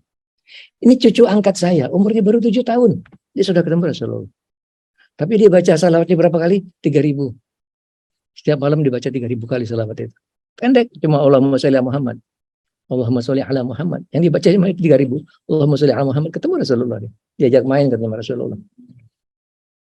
Kejar dengan salawat, kejar dengan akhlak yang baik, pasti ketemu. Dan itu adalah kunci kita untuk kita naik ke periode berikutnya. Gitu. Kalau sudah kita ketemu Nabi yang akan jaga kita. Jagain adalah Rasulullah. Meskipun setiap guru tanggung jawab. Guru itu tanggung jawab atas keselamatan muridnya. Ya, ada orang yang suka digangguin jin. Saya bilang kirim aja saya Fatihah. Bukan dengan ujub, bukan dengan sombong. Tidak. Mudah-mudahan itu menyelesaikan masalah. Karena teman-teman kita tuh ajudan dia tahu gitu untuk jagain orang-orang yang dekat ke kita, dia tahu. Jadi guru itu punya posisi yang sangat sentral, Pak Sugri. Tidak mungkin, nyaris tidak mungkin seorang murid bisa ketemu Rasulullah tanpa melalui guru. Saya pun melalui guru saya ketemu Rasulullah. Tidak mungkin. Gitu. Jadi guru itu tempatkan dia pada posisi di mana kita menghormati dan mencintai itu. Saya mau guru saya cium kaki. Bukan cium tangan, saya cium kaki untuk menunjukkan hormat saya, untuk menunjukkan cinta saya kepada beliau. Ya akhirnya alhamdulillah beliau mengantarkan saya sampai saya ketemu terakhir itu ya alhamdulillah. Kalau enggak mungkin. Gitu. Nggak mungkin kita bisa ketemu Nabi Khidir langsung. Itu nggak mungkin aja kalau tidak melalui tangannya beliau. Ya, guru itu punya posisi yang sangat sentral sekali. Berusaha untuk bisa menghormati dan menempatkan guru pada posisinya. Kalau guru mah nggak terlalu peduli, terserah aja. Yang penting dia pada atasannya kepada gurunya baru dipegang. Guru jangan tinggalin saya gitu. Kalau muridnya mah terserah aja. Silahkan aja semua kamu, cuma saya sudah ingatkan gitu. Bahwa guru tuh punya kedudukan yang sangat sentral karena dialah yang menyampaikan tangan kita sampai ke tangannya Rasulullah. Sekarang kalau gurunya tangannya nggak sampai ke Rasulullah, bagaimana dia bisa menyampaikan tangan orang lain ke Rasulullah? Gak mungkin kan? Dia menyampaikan tangan muridnya ke Rasulullah, dia aja nggak nyampe tangannya ke Rasulullah. Kita, ayo, tuh buat anak-anak saya yang sekarang sudah mau menjadi mursyid, Yamin, Hafiz, ini mau memimpin pondok pesantren. Hafiz di mana mau bikin pondok pesantren? Di Lombok. Mau jadi tuan guru tuh. Sekarang sudah pengen tuan guru. Yamin tuh tidak ajengan. Ya, kejar nomor 1 ketemu Rasulullah. Bisa, oh bisa. Bisa, pegangan tangan saya sampaikan ke Rasulullah. Tapi juga kalian harus dengan kecintaan. Cinta kepada Nabi dan buktikan dengan akhlak dan dengan salawat. Masa kalah sama anak umur 7 tahun? Baru 7 tahun umurnya. Dia bisa 3.000 salawatnya. Ayo, kejar. Apapun harus dikejar dengan kemauan yang kuat. Itu kata Imam Ghazali, jadikan kemauan yang kuat itu mahkota di dalam hidup kamu. Kuat kemauan kita. Saya harus bisa. Cuma dengan kemauan yang kuat lah. Insya Allah akan tercapai gitu. Ya sekarang nambah-nambah buat ini Pak, sekarang saya ngapain lagi gitu. Alhamdulillah saya sudah ketemu Rasulullah. Alhamdulillah saya sudah mulai merasakan kedekatan kepada Allah. Saya sudah bisa, kalau salah saya sudah khusyuk Pak. Sudah banyak kan begitu Pak Sugri. Alhamdulillah saya senang sekali. Ya nanti kita masuknya bareng-bareng aja mungkin tahun depan. Sekarang coba praktekkan satu ilmu ini. Satu ilmu ini ya, coba praktekkan. Jadi sekarang saya tanya, kalau saya punya keinginan, Allah punya keinginan siapa yang jadi? Keinginan Allah. Ustaz Sukri punya keinginan, Allah punya keinginan siapa yang jadi? Keinginan Allah. Ya. Apapun sebutir debu pun melayang di angkasa raya dengan kodrat dan iradat Allah Subhanahu wa taala. Tidak ada sesuatu terjadi tanpa kodrat dan iradat Allah Subhanahu wa taala. Tidak ada. Semua terjadi dengan kodrat dan iradat Allah. Cuma kita selalu pilih yang bagus-bagus dari Allah, yang jelek-jelek dari kita. Padahal nggak ada yang dari, tidak semuanya dari Allah Subhanahu wa taala. Sekarang kita belajar musyahadah, kita melihat perbuatan apapun terjadi di balik layar itulah tangan-tangan Allah. Jadi kalau ada orang lagi mencaci-caci kita, lagi tidak siap menyerangkan, sadari, itu dari Allah. Itu Allah lagi nguji kita. Uji kita, sabar nggak kamu? Sabar nggak kamu? Saya uji kamu oleh mulut orang. Ini mulut orang jahat banget. Mulutnya mulai caci-caci, mulai ngomong yang nggak benar, gitu, mulai memfitnah. Ayo kamu sabar nggak? Dan kekuatan sabar itu as-sabru nisful iman. Sabar itu separuhnya iman. Bagaimana imannya orang, begitulah sabarnya dia. Dan iman itu tergantung amal. Bagaimana amal orang, begitulah imannya dia. Amalnya naik, tadinya sholatnya nggak pernah sholat tahajud, sekarang tahajud imannya naik. Tadinya nggak pernah zikir, dia zikir imannya naik lagi. Tadinya nggak pernah puasa sunat, dia puasa sunat, imannya naik lagi. Begitu imannya naik makin tinggi, sabarnya pun makin tinggi. Sabarnya pun makin tinggi. Itu yang kita bilang bahwa di hati kita adalah cahaya. Nur iman, cahaya iman. Seberapa terangnya cahaya iman, tergantung seberapa tinggi imannya. Ada orang imannya kayak lampu gereja, kelap-kelip. Ada orang yang imannya bisa menerangi 40 tetangganya. Sampai Allah tidak mengajab 40 rumah di mana tinggal seorang soleh. Karena cahaya jiwa dia menerangi tetangga-tetangganya tadi. Ada orang yang cahaya imannya menerangi Jawa Barat. Dulu kita pernah dapatkan. Ini orang cahaya jiwanya menerangi Jawa Barat. Kita heran, ada di mana nih orang? Di mana nih orang? Cahaya jiwanya luar biasa gitu. Begitu ketemu itu lagi ngedungkup. Diam. Assalamualaikum. Waalaikumsalam. Pakai baju. Mandinya pun sama baju-bajunya. Dia malu, malaikat dia malu. Mandi pakai baju-bajunya. Kita orang-orang, kita tanya 1 kilometer, kita tanya di mana rumahnya dia, nggak ada orang tahu. Nggak tahu di mana rumahnya dia. Allah sembunyikan orang-orang seperti banyak orang seperti itu Allah sembunyikan. Jadi kita, ayo naikkan iman kita supaya cahaya jiwa kita bisa menerangi. Paling tidak keluarga kita. keluarga kita terangi oleh cahaya jiwa kita. Dan itu akan terpancar di wajahnya. Coba lihat ustadz-ustadznya orang-orang ahli sunnah wal jamaah. Di wajahnya itu cahaya iman. Makanya bersih, bagus gitu. Coba lihat ustadz-ustadznya Wahabi. Ya, saya nggak jelekin, lihat aja sendiri. Lihat sendiri. Tidak ada cahaya iman di wajahnya, cahaya kegelapan yang ada. Kalau kalian saudara-saudara saya Wahabi, kalau kalian nggak percaya omongan saya, kalau besok ada saudara kalian meninggal dunia, coba buah ayam di kurungan, satu di kepalanya, satu di kaki. Coba lihat dari jauh. Kebanyakannya tuh ayam akan jingkrak-jingkrak ketakutan gitu. Karena seluruh makhluk Allah mendengar suara jeritan ahli kubur, kecuali jin dan manusia. Kecuali jin dan manusia tidak bisa mendengar jeritan ahli kubur. Jadi saya kepengen saudara saya Wahabi dengerin ceramah saya, supaya mereka berubah pikiran, berubah mau mendekat kepada Allah dengan tarekat kita, dengan kesucian hati, dengan kesucian jiwa, dengan akhlak. Seperti Ustaz Supri tadi bilang, dengan akhlak yang bagus. Insya Allah perlahan deh pasti kita akan makin dekat kepada Allah Subhanahu Wa Taala. Jadi tadi yang paling akhir, buat yang tadi katanya sudah ngaku ketemu Rasulullah, sudah nggak dekat, coba sekarang biasakan melihat perbuatan apapun terjadi di manapun yang kita lihat, di baliknya tangan-tangan Allah, di baliknya tangan-tangan Allah. Jadi kalau ada sesuatu yang menyakitkan hati kita, dan marah gitu. Itu balik tangannya Allah yang ngatur seperti itu. Kita ikhlas saja nerimanya gitu. Nggak usah marah sama dia tuh terserah kepada Allah Subhanahu Wa Taala. Satu itu aja dulu. Banyak soalnya, musyahadahnya ada banyak. Sekarang sementara kita melihat perbuatan Allah, afalnya Allah, fiilnya Allah. Bahwa sesuatu di belakangnya adalah qadar iradat Allah Subhanahu Wa Taala. Itu akan membuat kita menyadari itu. Dan insya Allah akan makin membuat kita lebih dekat kepada Allah Subhanahu Wa Taala. Mungkin ceramah kita sementara itu. Tambahan kita dari tadi, belajar musyahadah, melihat di balik apapun yang kita lihat adalah tangan-tangan Allah Subhanahu Wa Taala. Ayo kerjakan. Ayo kerjakan. Yang belum ketemu Rasulullah, ayo kejar Rasulullah. Kejar, ketemu insya Allah. Ketemu dengan akhlak dan dengan salawat. Salawatnya 1000 lah. Kalau salawatnya kepanjangan yang pendek aja boleh. Allahumma sholli wa sallim ala Muhammad, wa ala Muhammad, dah segitu aja. Masih panjang Ustaz. Allahumma sholli wa sallim ala Muhammad, dah segitu oke. Tapi 1000. Harus pakai salam. Kalau Allahumma sholli wa sallim ala Muhammad, segitu pun oke. Kalau sanggup yang komplit, itu yang paling bagus. Yang paling bagus. Kalau nggak segitu pun oke. Allahumma sholli wa sallim ala Muhammad. Insya Allah ketemu Rasulullah. Insya Allah. Pasti ketemu Rasulullah insya Allah. Kita akan lihat sebuah pribadi yang penuh karisma. Ya sahabat Nabi, nggak ada kalimat bisa menjelaskan. Luar biasa. Kita senang sekali dekat beliau tuh. Insya Allah kalau kita dekat kepada beliau, insya Allah di akhirat kita akan dipanggil. Di dalam kubur beliau sudah akan ngebelain. Jangan tanya-tanya kata Rasulullah, ini kesayangan saya. Jangan tanya-tanya, bukakan pintu surga. Di akhirat kita akan dipanggil. Sini nah, ayo baris di belakang saya. Ayo baris di belakang saya. Karena kita akan nyebrang jembatan Shiratal Mustaqim. Itu jembatan seperti tipis tajam, di bawahnya api neraka menyala. Ada orang selamat katanya, tapi dia harus waktunya itu 500 tahun. 500 tahun dia dipanggang di neraka jahanam baru dinyebrang. Sedangkan Nabi nyebrangnya secepat kilat, berang beliau sampai di seberang. Dan beliau membawa sebagian umatnya. Saya berharap kitalah sebagian umatnya tadi. Kitalah sebagian umatnya dipanggil Nabi. Sini nak nyebrang sama-sama saya. Kalau saya melihat dalam isyarat itu seakan ada banyak permadani. Setiap permadani ada seorang guru dengan murid-muridnya. Ada yang muridnya sedikit, ada yang muridnya banyak. Banyak permadani itu. Semua talinya ke Rasulullah. Beliau narik tali tadi seakan beliau naik seperti istilahnya seperti naik kuda. Naik kuda nyebrang secepat kilat itu tarik semuanya nyebrang sampai di surga secepat kilat itu. Itu yang kita harapkan. Itu yang kita harapkan itu cuma tidak mudah untuk bisa seperti itu. Bukannya adalah kecintaan kita kepada Nabi dan beliau minta buktikan kata Nabi, kamu cinta sama saya.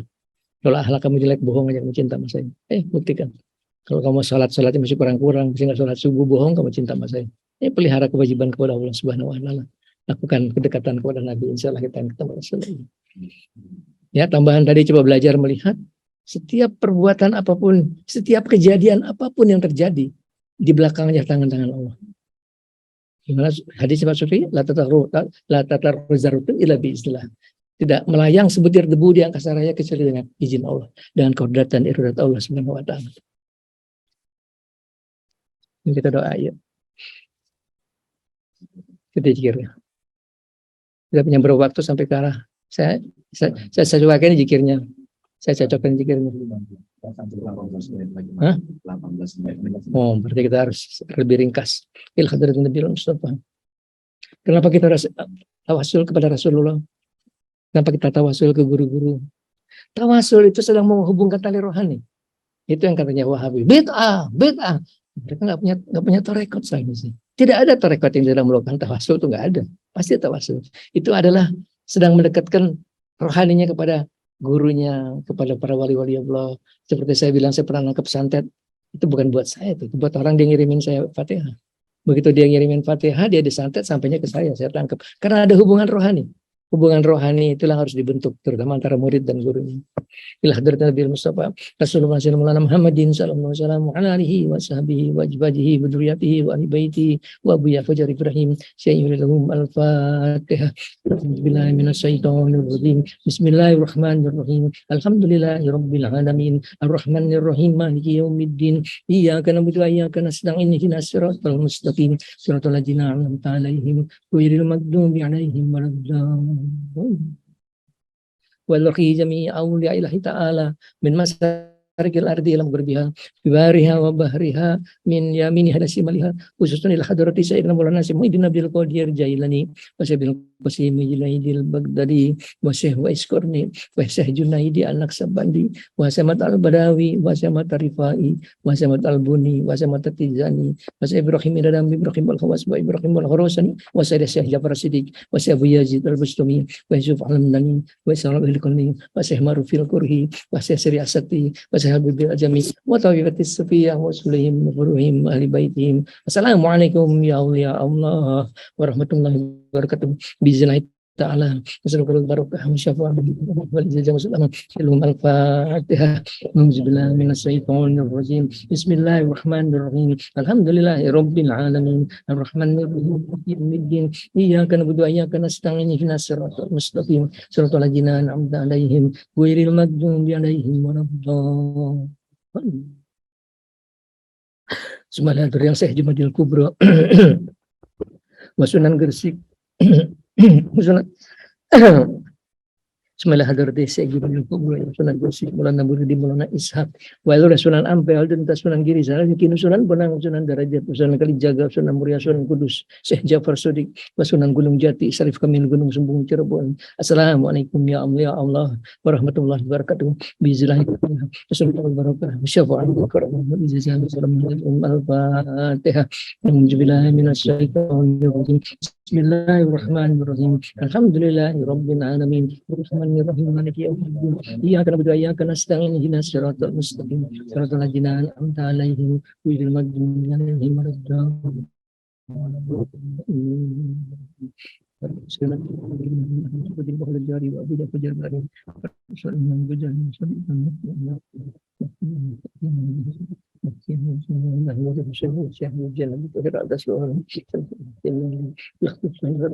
Bahbuit lesep bahbergi masagung nyumi salifah bil hadrat sanasi bil qadir jailani bil hadrat Imam Ali bin Abi Thalib bil hadrat Hidir alaihi salam bil hadrat Nabi Muhammadin sallallahu alaihi wasallam jalhum al-Fatihah. Nauzubillahi minasyaitonir rajim. Bismillahirrahmanirrahim. Alhamdulillahirabbil alamin. Arrahmanir rahim. Maliki yaumiddin. Iyyaka na'budu wa iyyaka nasta'in. Ihdinas siratal mustaqim. Siratal ladzina an'amta 'alaihim ghairil maghdubi 'alaihim waladdallin. Khususan ilahi Bah Fajar Ibrahim bin Sarimin. Al-Fatihah. A'udzubillahi minasyaitonir rajim. Bismillahirrahmanirrahim. Alhamdulillahirabbil alamin. Arrahmanir rahim. Maliki yaumiddin. Iyyaka na'budu wa iyyaka nasta'in. Ihdinas siratal mustaqim. Siratal ladzina an'amta 'alaihim ghairil maghdubi 'alaihim waladdallin. Bismillahirrahmanirrahim. Qul huwallahu ahad. Allahus samad. Lam yalid wa lam yulad wa lam yakul lahu kufuwan ahad. Bismillahirrahmanirrahim. Qul huwallahu ahad. Allahus samad. Lam yalid wa lam yulad wa lam yakul lahu kufuwan ahad. Bismillahirrahmanirrahim. Qul huwallahu ahad. Allahus samad. Lam yalid wa lam yulad wa lam yakul lahu kufuwan ahad. Bismillahirrahmanirrahim. Qul a'udzu birabbil falaq min syarri ma khalaq wa min syarri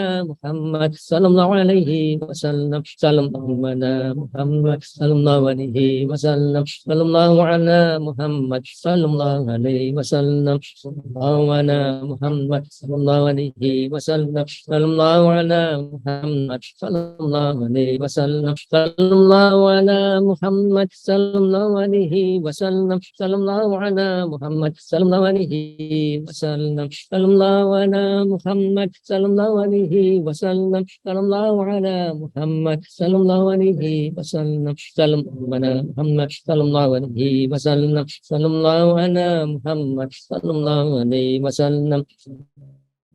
وعلى محمد صلى الله عليه وسلم. صلى الله على محمد صلى الله عليه وسلم. صلى الله على محمد صلى الله عليه وسلم. صلى الله على محمد صلى الله عليه وسلم. صلى الله على محمد صلى الله عليه وسلم. صلى الله على محمد صلى الله عليه وسلم. صلى الله على محمد صلى الله عليه وسلم. صلى الله على محمد صلى الله عليه وسلم. Sallallahu ala Muhammad sallallahu alaihi wasallam.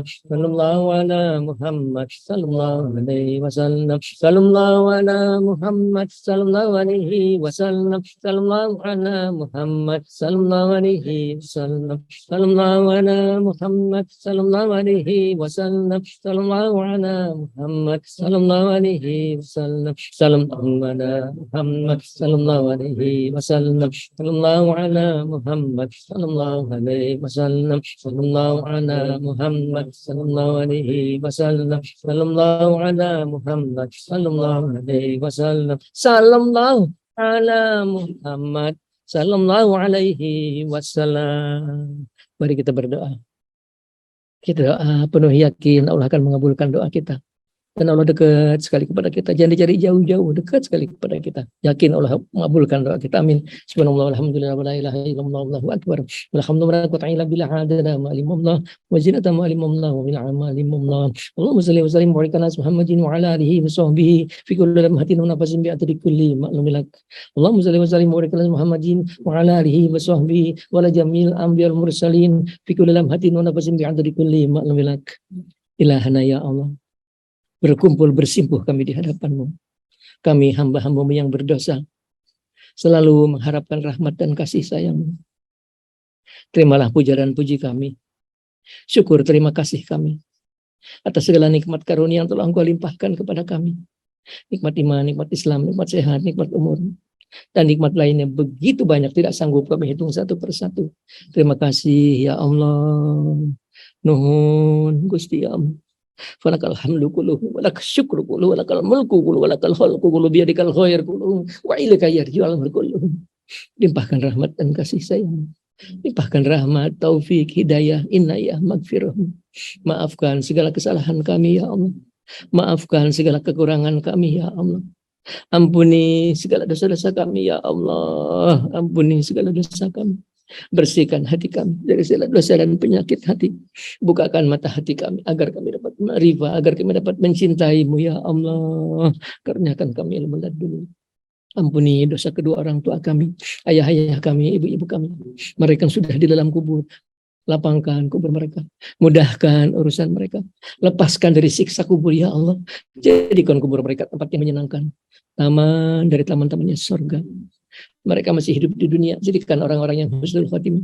Ampuni dosa semua anggota keluarga kami, baik masih hidup maupun sudah di dalam kubur. Istri-istri kami, suami-suami kami, kakak-kakak kami, adik-adik kami, anak-anak kami, mantu kami, mereka di dalam kubur. Lapangkan kubur mereka ya Allah. Mudahkan urusan mereka. Lepaskan dari siksa kubur ya Allah. Lepaskan dari siksa kubur. Jadikan kubur mereka raudatin min riyadil jannah.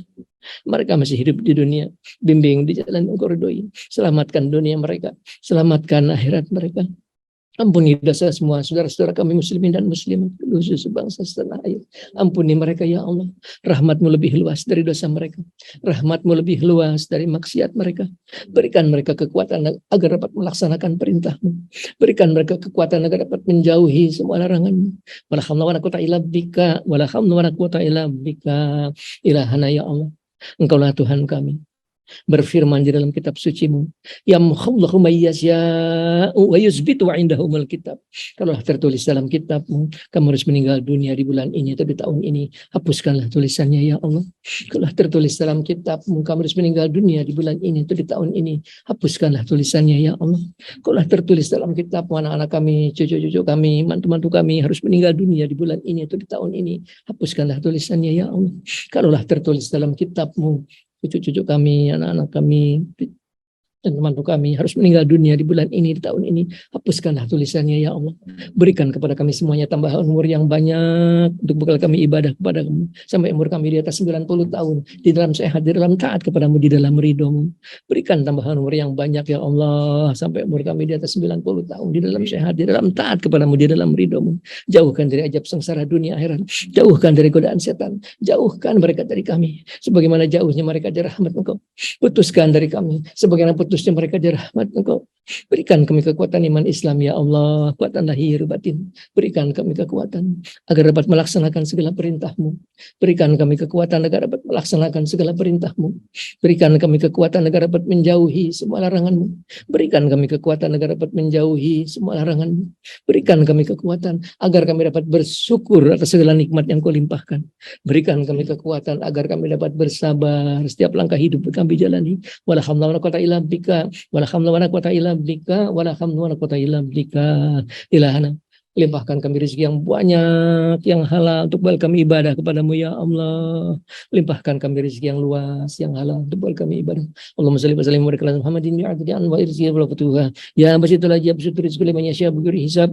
Ubsut alaina rizqan wasi'an halalan. Ubsut alaina rizqan wasi'an halalan. Ubsut alaina rizqan wasi'an halalan min kulli jihatin min huzaini wa idika. Bikirimanati makhlukin bimahdi wa karamika ya Rahman. Ilahana ya Allah. Sembuhkan kami dari segala penyakit yang kami derita ya Allah. Di antara kami ada yang sakit kanker, ada yang sakit tumor, ada yang sakit autoimun, ada yang sakit diabetes, ada yang sakit darah tinggi, ada yang sakit bermacam-macam penyakit. Apapun penyakit yang kami derita, sembuhkan penyakit kami ya Allah. Sembuhkan penyakit kami. Anta syafi ya Allah, anta syafi. La syifa sifaan la yarzakuman ya Allah. Ya Allah. Ilahana, mohon kami kehadirat-Mu. Jadikan kami dan seluruh keturunan kami, anak-anak, cucu-cucu, cicit-cicit, orang-orang yang saleh, orang-orang yang takwa kepadamu, orang-orang yang selamat dunia akhirat, orang-orang berbahagia dunia akhirat. Memohon kehadirat-Mu ya Allah, dengan segala kekurangan kami, dengan segala kelemahan kami, dengan segala dosa dan maksiat di hati kami.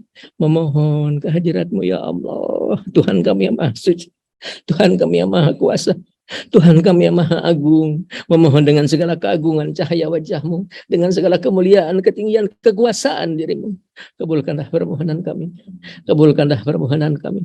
Kabulkanlah doa kami ya Allah. Bikarmati Abu Ya Fajar Ibrahim. Bikarmati Abu Ya Fajar Ibrahim. Bikarmati Abu Ya Fajar Ibrahim. Bikarmati Abu Ya Iming Bunyamin. Bikarmati Abu Ya Syabul Qudir Jailani. Bimujizati Abu Ya Hidir alaihissalam. Bimujizati Abu Ya Hidir alaihissalam. Bimujizati Abu Ya Hidir alaihissalam. Bisafati Rasulullah sallallahu alaihi wasallam. Bisafati Rasulullah sallallahu alaihi Muhammadin sallallahu alaihi wasallam. Bisafati Rasulullah sallallahu Muhammadin sallallahu alaihi wasallam. Birahmatika ya arhamar rahimin, birahmatika ya arhamar rahimin, birahmatika ya arhamar rahimin, birahmatika ya arhamar rahimin, birahmatika ya arhamar rahimin, birahmatika ya arhamar rahimin, birahmatika ya arhamar rahimin, birahmati azizul hakim, birahmati aliyul azim, birahmatika ya qawiyul matin, birahmatika ya ghafurur rahim, birahmatika salamul mu'min, birahmatika ya lam yalid wa lam yulad wa lam yakul lahu kufuwan ahad, birahmatika ya qadiyal hajat, birahmati mujib da'wat. Wassallallahu ala Muhammadin wa ala alihi wa sahbihi wa sallam wa rida nafsihi wa jinatan zimmi kalimatihi subhana rabbika rabbil izzati amma yasifun wa salamun alal mursalin walhamdulillahi rabbil alamin. Hadratin nabi Muhammadin sallallahu alaihi wasallam wa Abu Ya Fajar Ibrahim. Al-Fatihah. A'udzu billahi minasyaitonir rajim. Bismillahirrahmanirrahim. Alhamdulillahi rabbil alamin. Arrahmanir rahim. Maliki yaumiddin. Iyyaka na'budu wa iyyaka nasta'in. Ihdinas siratal mustaqim. Siratal ladzina an'amta 'alaihim ghairil maghdubi 'alaihim waladdallin.